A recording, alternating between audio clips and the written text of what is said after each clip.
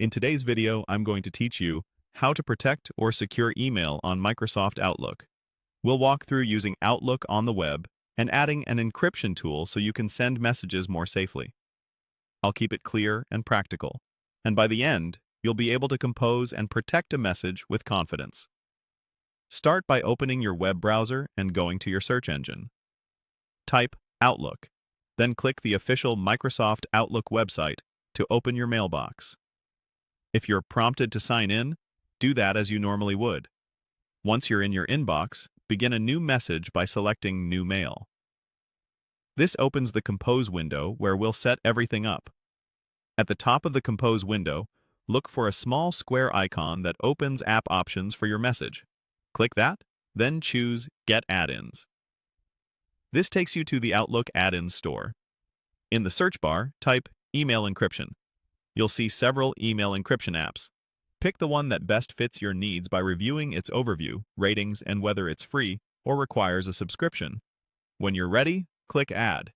You may be asked to continue to grant permissions. Go ahead and confirm. The add-in will install and become available in your Compose tools.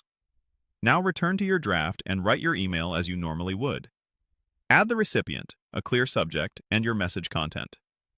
Quick tip: keep the subject line non-sensitive because in some systems, subjects can be visible even when the message body is encrypted.